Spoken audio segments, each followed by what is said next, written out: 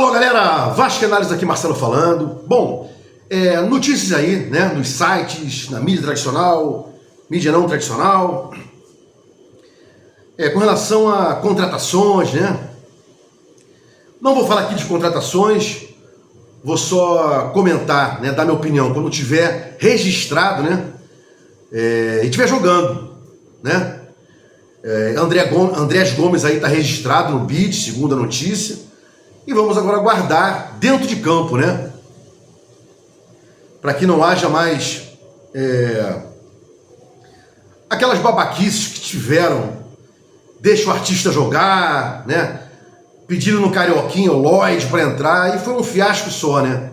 Eu não faço isso, graças a Deus. Bom, esse vídeo aqui é para responder um inscrito meu, né? Acho que é Netinho o nome dele. Eu respondi, olha, vou soltar um vídeo sobre esse tema aí teu, que é importante. Quando tem um tema muito emblemático, eu abro um vídeo para falar sobre isso, né? O que ele quis concluir, ou melhor, o que o Netinho, meu inscrito, concluiu aqui no YouTube, né? O Vasco não vai falir. Já, alguma coisa assim, a Sempre Vasco resolve com o seu departamento jurídico essa questão aí, né? 90% dos torcedores do Vasco não sabem, não têm noção específica do que é uma falência, né? As consequências da falência. Bom, o futebol não é do Vasco há muito tempo, né? Antigamente, o futebol do Vasco era do Associativo, do Clube de Regatas Vasco da Gama, né? Que fez aniversário agora, 127 anos. O futebol não é mais CRVG, não é mais associativo, é da Vasco SAF.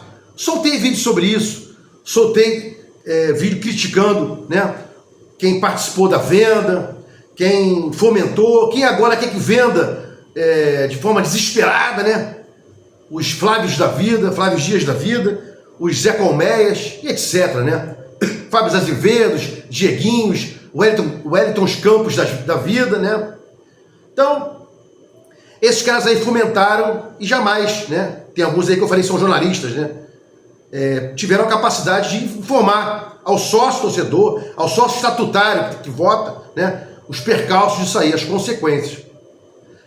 A consequência hoje é que por ser Vasco SAF, o futebol, estar na Vasco SAF, ter sido comprado pela Vasco SAF, que é uma empresa, pode falir. E o Vasco, para evitar a falência, porque tinha que pagar dívidas tributárias e inúmeros credores de dívidas realizadas, né, ao longo dos anos. Então, o que o Vasco fez? Opa, eu preciso aqui estancar isso aí, né? Saiu daquela situação lá de você pagar valores com juros altíssimos do RCE, né? Regime centralizado de execuções, não estava dando para pagar, né? Era enxugar gelo. E o Pedrinho, assim que entrou, logo com quando obteve o controle acionário da Vasco SAF, retirando a ECAP, ele ajuizou a recuperação judicial em trâmite hoje, né? E aí, qual é a repercussão disso, né? O Vasco tem que ter aceito o seu plano de credores, a Assembleia de Credores, né? Valores das dívidas de cada credor, forma de pagamento, né? E se isso aí não acontecer, como saiu hoje, noticiado, eu soltei vídeo sobre isso e estou aqui respondendo especificamente a questão do meu inscrito Netinho, que disse que o Vasco não vai falir porque tem a Sempre Vasco, que ela resolve tudo através do departamento judicial, do departamento jurídico, perdão, né? Não é bem assim. Se o Vasco vier a falir, melhor dizendo, pode ser arrematado por qualquer um, né? A dívida é imensa. Se a Sempre o Vasco tivesse que fazer alguma coisa para resolver, Netinho, teria feito antes. A recuperação foi feita porque não tinha nada a fazer naquele momento, né? Esticaram a corda, dívidas tributárias começaram a ser exigíveis, Vasco teve que começar a pagar as dívidas tributárias, né? Parceladas, de monta, vultosas, né? Vultosos os valores mensais. E aí, os credores, né? Reuniu todo mundo, trabalhista, não trabalhista, na recuperação judicial. E se o Vasco tivesse que fazer alguma coisa através da Sempre Vasco, seu departamento jurídico, teria feito antes, não teria entrado com a recuperação judicial. A recuperação judicial foi um grito de socorro, não tenho como pagar, vou tentar aí uma recuperação judicial. E aí, hoje, como foi noticiado, reitero aqui, repiso, para ficar bem esclarecido, o Ministério Público, um dos personagens que atua em recuperações judiciais e em falências, né, junto com os administradores judiciais e tal, apresentou lá problemas, né, problemas de ordem legal, né, no plano de credores que o Vasco apresentou. E aí eu tenho dúvidas se essa tua conclusão, Netinho, ela é justa, ela é correta, ela é crível, porque se tivesse que resolver alguma coisa, o departamento jurídico da Sempre Vasco teria feito antes de entrar com a recuperação judicial. Hoje o Vasco não é senhor de si, a Vasco SAF não é senhora de si, não tem autogerência, não tem autogestão. Já falei isso aqui em vários vídeos. O Vasco hoje gere a Vasco SAF, né, o associativo, através lá daquela decisão judicial liminar, que está estável no mercado, está, né, estabilizada, né, com a mudança do código, passou a ter esse nome, né, uma decisão interlocutória estabilizada, né? E em que pé está isso hoje? Se não pagar lá, se não houver a chancela, né, a consolidação do plano de credores, com todos os credores aceitando, né, algo justo, o Vasco vai à falência. Se um credor tem para receber 100 e eu dou 10, não há cabimento. Se um credor tem para receber 100 e eu falo 80, 70, 60, é negociável aí, com a ajuda do Ministério Público, do administrador judicial e do próprio juiz, né? Porque preza pelo princípio maior da continuação da empresa. Isso é muito importante. Esse princípio que às vezes se sobrepõe à regra, muitas vezes o próprio José Humberto lá, o especialista, não falou. Mas acontece isso aí. Esse princípio é trazido para cá, né? Para evitar desmandos dos credores. Diferença pequena da dívida para quanto o Vasco quer pagar, né? Mas respondendo ao Netinho agora, depois de tudo isso aí, desse introito todo, né?